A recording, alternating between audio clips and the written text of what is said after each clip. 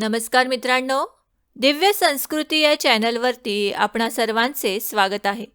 मित्रांनो, आज आपण श्रवण करणार आहोत श्री अधिक मास महात्म्य अध्याय 24. गुणवतीचे आगळे तेज. श्री गणेशाय नमः, श्री सरस्वते नमः, श्री कुलदेवताय नमः, श्री गुरुभ्यो नमः, श्री पुरुषोत्तमाय नमः. नारायण म्हणाले, लक्ष्मी, आता या अध्यायात अधिक मासातील व्रतांच्या पुण्याईमुळे माणसाला कसे नवे तेज प्राप्त होते याबद्दलची एक कथा मी तुला सांगतो, ती ऐक. पूर्वी वीरबाहू नावाचा एक महान प्रतापी राजा होता.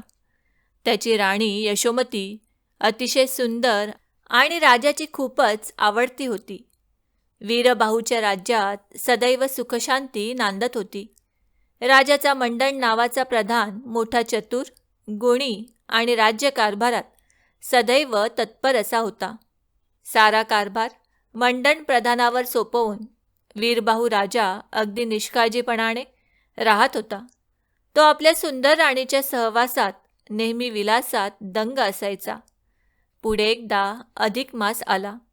मंडन प्रधानाची पत्नी गुणवती सहजच राणी यशोमतीच्या भेटीला आली होती. त्या दोघींच्या गप्पा गोष्टी झाल्यानंतर गुणवती यशोमतीला म्हणाली, राणी सरकार, आता अधिक मास आला आहे. या महिन्यात स्नान, दान, व्रत, नियम वगैरे पुण्यकर्मे केली पाहिजेत. आपण दोघीही ती व्रते करू, म्हणजे आपल्या जीवनाचे सार्थक होईल. त्यावर राणी यशोमती मोठ्या एटीने तिला म्हणाली, अगं गुणवती, कशाचा तो अधिक मास? कसली ती त्यातील व्रते, दाने आणि नियम? काय करायची ती पुण्यकर्मे म्हणे जीवनाचे सार्थक होईल? बाई ग, हे आम्हाला एवढं राजवैभव मिळालेलं आहे, भरपूर संपत्ती आहे, 2 राजपुत्र आहेत, राजाचे माझ्यावर हे एवढं जीवापाड प्रेम आहे, कशाचं काय कमी आम्हाला? मग तू सांगतेस त्या अधिक मासातील व्रते, दाने, नियम करून जीवनाचे आणखी कोणते सार्थक करायचे आहे मला? ती व्रते, दाने, पुण्यकर्मे कोणी करावीत? जे लोक दरिद्री आहेत, ज्यांना संपत्ती, सुख नाही, ज्या पती पत्नीचे एकमेकांवर प्रेम नाही, जे लोक नेहमी दुःखी, कष्टी, असमाधानी आहेत, त्यांनी आपल्या जीवनाचे सार्थक होण्यासाठी ती व्रते करावीत. तुला वाटलं तर तू ती व्रते, दाने, पुण्यकर्मे कर. मी कशाला उगीच ती व्रते, स्नाने, दाने, नियम करून शरीराला कष्ट देऊ? यशोमती राणीने ती अधिक मासातील व्रते, दाने यांची केलेली अवहेलना आणि दारिद्र्याने ती व्रते करावीत असा मारलेला टोमणा ऐकून गुणवती अस्वस्थ झाली. पुढे ती काहीच न बोलता तेथून निघून गेली. गुणवतीने मात्र अधिक मासातील ती व्रते, दाने, नियम यथाशक्ती निष्ठापूर्वक पाळली. त्यामुळे तिला समाधानाचे एक आगळेच तेज प्राप्त झाले. तिचा चेहरा सदोदित, तजेलदार, टवटवीत झाला. तिचे डोळे सदैव काजळ घातल्याप्रमाणे दिसू लागले. तिच्या कपाळावर हळदी कुंकू आणि भांगात गुलाल भरलेला सतत दिसू लागला. ती रात्रंदिवस आनंदी, तेजस्वी, समाधानी अशी दिसू लागली. यशोमती राणीने मात्र अधिक मासातील एकही व्रत, दान, नियम काहीच केले नाही. ती सदैव विलासात लोळत राहिली. अधिक मास व्रते, दाने करणाऱ्या स्त्रियांची ती कुचेष्टा करू लागली. ती म्हणाली, बायांनो, लवकर मोक्षपदाला जा बरं. परलोकात त्या पुरुषोत्तमाने दिलेले सुख मला येऊन सांगा हो. अधिक मास व्रतांच्या केलेल्या त्या कुचेष्टांचा परिणाम म्हणा, किंवा त्यापेक्षाही त्या 13व्या विना सूर्यसंक्रांतीच्या महिन्यातील विशिष्ट वातावरणात आरोग्याचे नियम न पाळता केलेल्या अतिविलास कर्माच्या आरोग्यदृष्ट्या झालेल्या दुष्परिणामांमुळे म्हणा. यशोमती राणीची प्रकृती एके दिवशी अचानक एकदम बिघडली आणि तिला सपाटून ताप भरला. राणी तापाने एकदम बेशुद्ध पडली.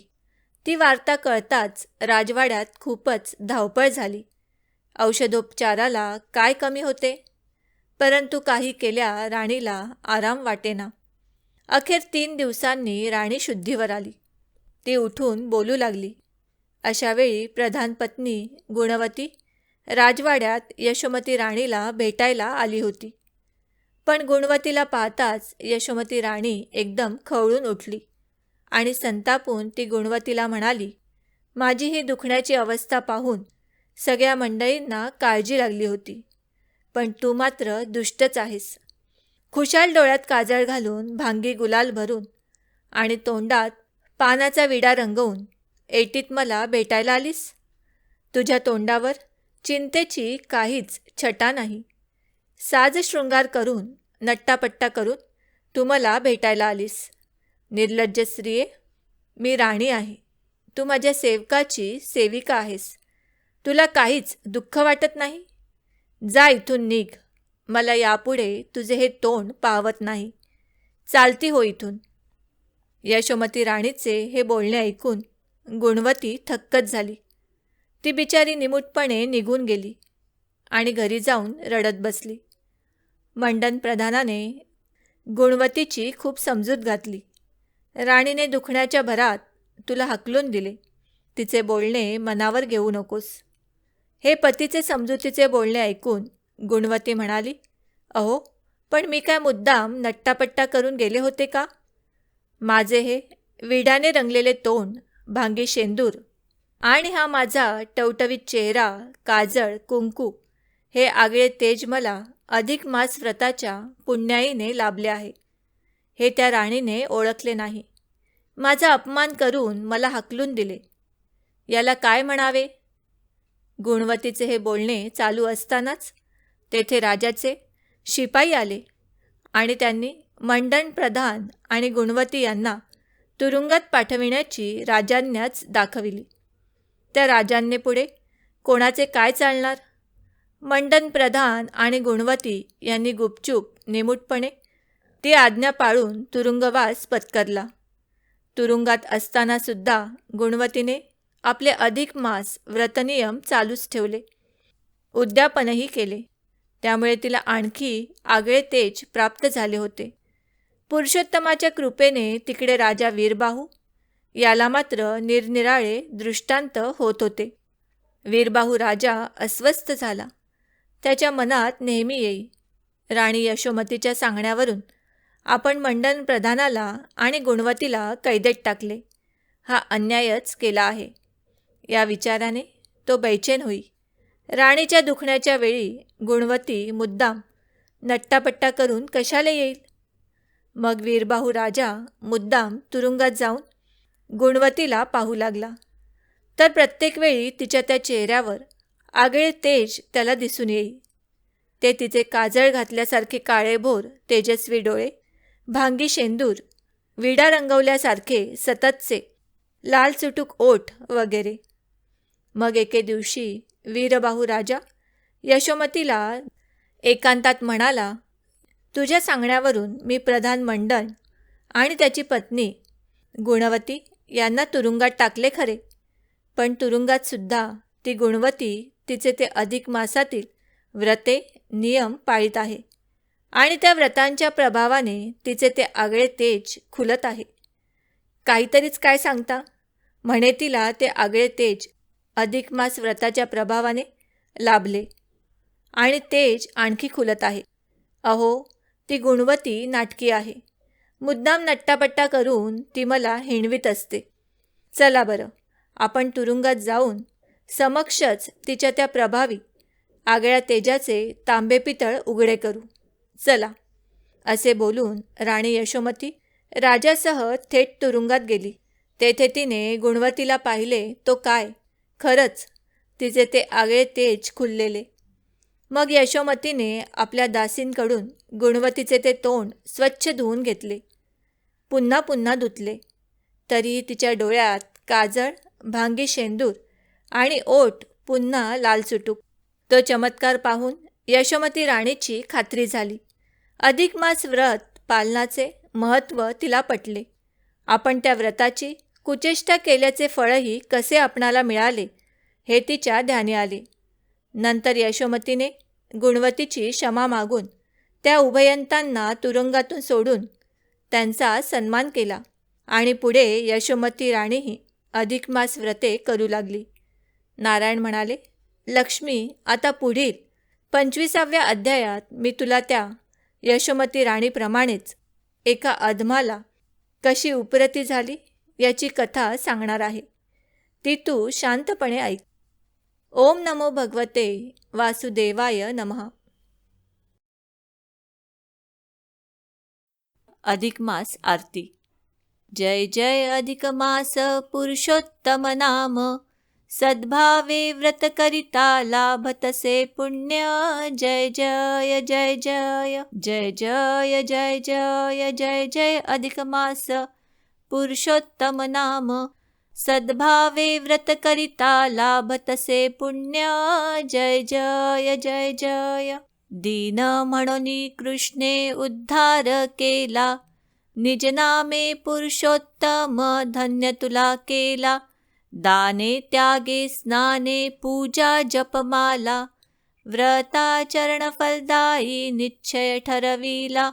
निस्वार्थे परमार्थे हरिसी तू दैन्य, सद्भावे व्रत करिता लाभतसे पुण्य.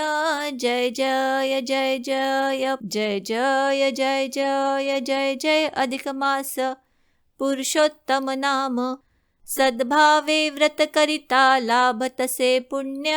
जय जय जय जय. पुरुषोत्तम महिमा तो दुर्वासे कथिला, मेधावी कन्येला तो नच आवडला. परिशिव पूजा करण्या सांगून या तिजला, पांडव पत्नी म्हणून जन्मधन्य केला. वनवासी पंडू सुता कथिले महिमान, सद्भावे व्रत करिता लाभतसे पुण्य. जय जय जय जय जय जय जय जय जय जय अधिक मास पुरुषोत्तम नाम, सद्भावे व्रत करिता लाभतसे पुण्य. जय जय जय जय. अधिक मासा माझी दाने जे देती, दीप निरंतर देवा पुढे लावी. राधा कृष्णांची ही पूजा जे करीती, अथवा उपवासा मास भरी धरिती. अनारसे 33 माता दान, सद्भावे व्रत करिता लाभतसे पुण्य.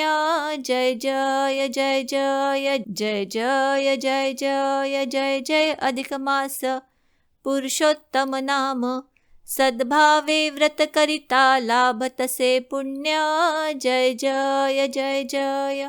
दृढ धन्व्याला पोपट करितो उपदेश, गतजन्मीची सांगे पुण्याई त्यास. अधिक मासी घडता स्नाने उपवास, पुनरुज्जीवन लाभे मृत तत्पुत्रास. सुदेव विप्रासी फलप्राप्त पूर्ण, सद्भावे व्रत करिता लाभतसे पुण्य. जय जय जय जय जय जय जय जय जय जय अधिक मास पुरुषोत्तम नाम, सद्भावे व्रत करिता लाभतसे पुण्य. जय जय जय जय. राणी मणिग्रीवा ते उग्रदेव बोले, पुरुषोत्तम मासाते व्रत त्या सांगितले. त्याला पुढच्या जन्मी सुख प्राप्त झाले, चित्रबाहू म्हणून या वैभव भोगियले. सहज जरी व्रत घडले तारी होई धन्य, सद्भावे व्रत करिता लाभतसे पुण्य. जय जय जय जय जय जय जय जय जय जय अधिक मास पुरुषोत्तम नाम, सद्भावे व्रत करिता लाभतसे पुण्य. जय जय जय जय. कदर्यु आख्यान नारायण कथिती, दुर्गती होऊनिया प्राप्त पुण्यांती. वानर जन्मातूनी स्वर्गाची प्राप्ती, मास उपवासे तया होईती.